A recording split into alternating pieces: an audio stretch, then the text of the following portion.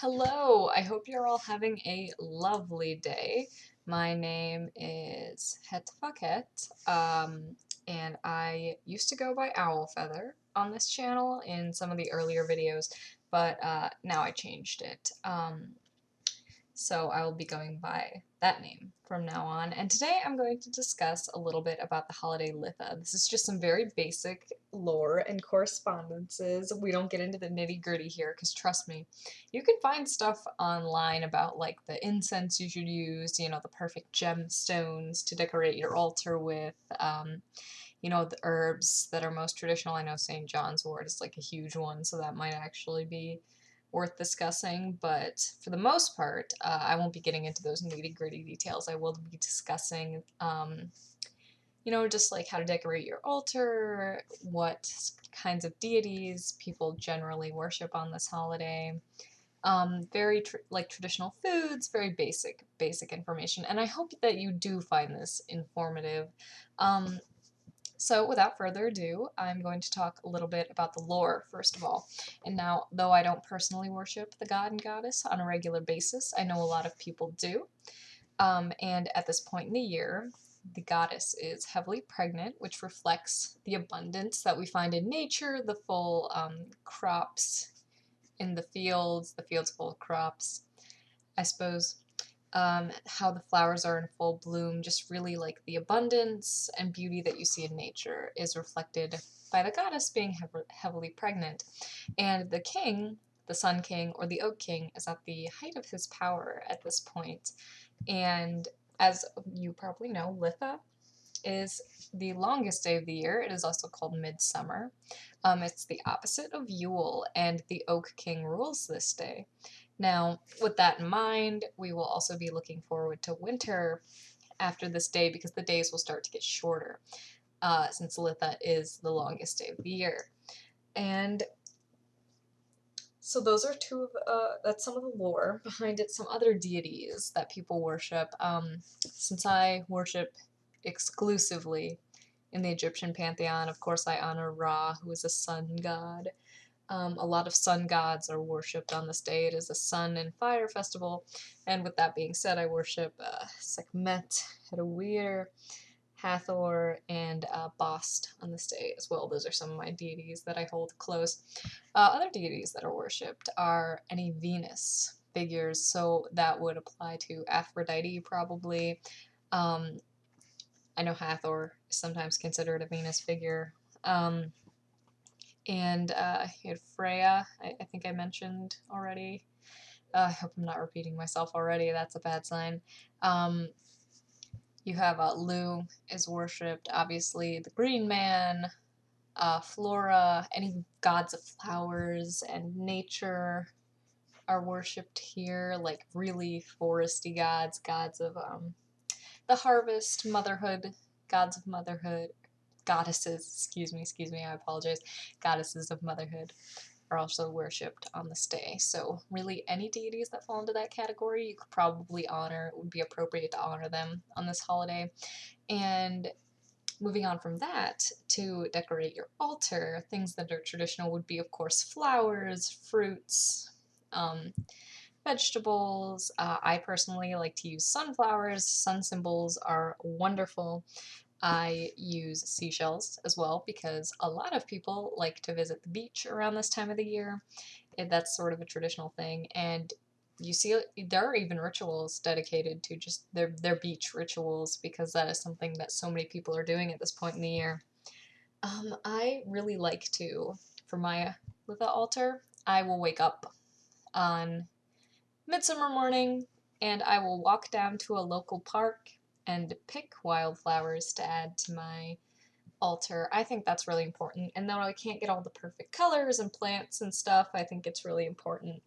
At least for me, it enriches the experience for me to go out into the wilderness and kind of get back to nature, just be by myself and pick some flowers. I really enjoy doing that, obviously. I'm a sucker for gemstones. I do like to add gemstones.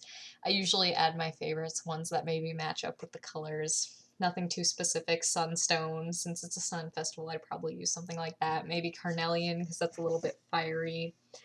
Other things like that. I know emerald is the traditional stone, and even though I said I wouldn't be discussing stones, I'm a little bit of a nut when it comes to stones. I really like gemstones. That's one of the branches of magic that I'm most interested in.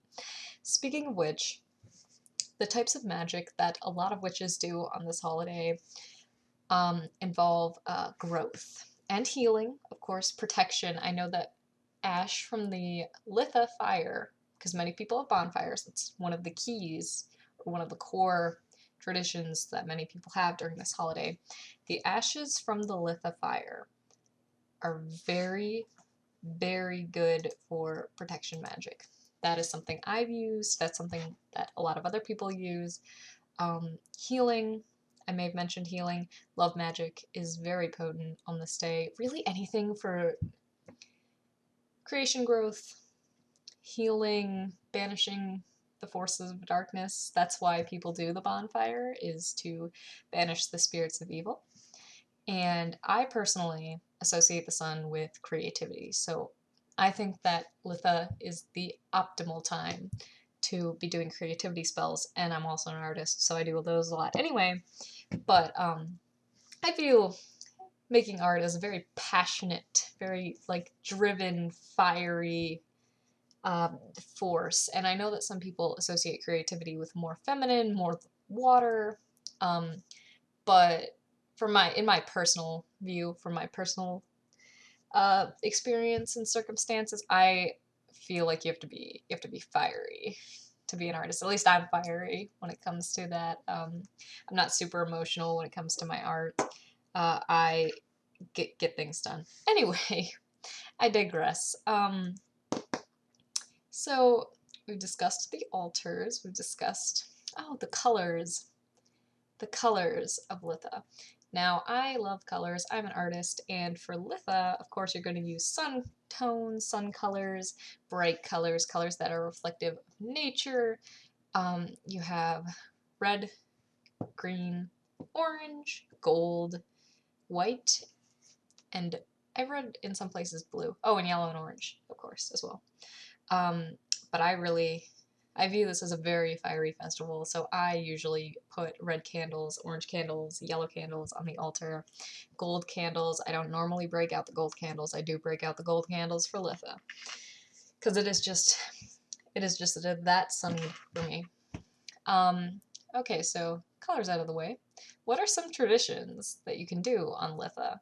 Well, of course, you have the traditional getting back to nature. You know, I do that type of stuff. I do that ridiculous hippie stuff.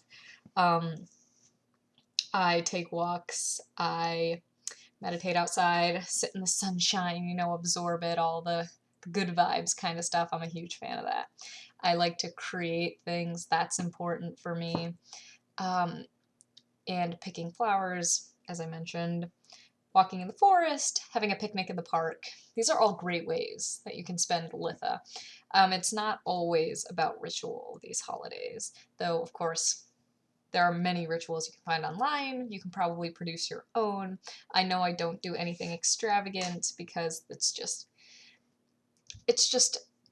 I love the holiday, but since I'm not that close with the religious aspects of it, I don't really do anything super elaborate. I really just give offerings at the altar. I spend time with the people I love. That's really like how I love to spend Midsummer. Of course, there's dancing and music, dancing around the bonfire. That is one of my favorite things in the world, and that is a huge part. This is a fire festival, so dancing around the bonfire is a huge aspect of the holiday for many people.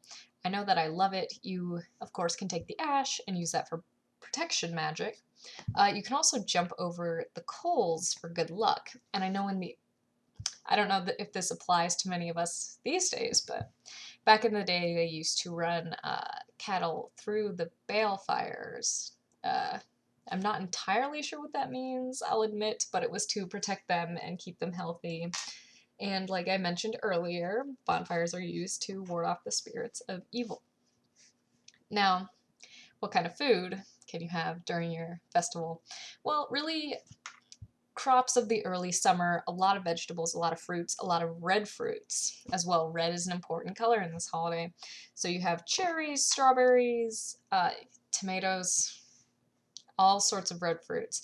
I love offering apples. I love offering things with honey in them. I love a baklava, which I know is not any kind of traditional Celtic meal. That's much more of like a Mediterranean thing, and that's probably goes back to my comedic background, why I love this honey stuff and baklava. And so you have all sorts of drinks as well. Herbal teas are important. Ales, meads, red wine is good. I've seen champagne can be important as well. Let's see what else.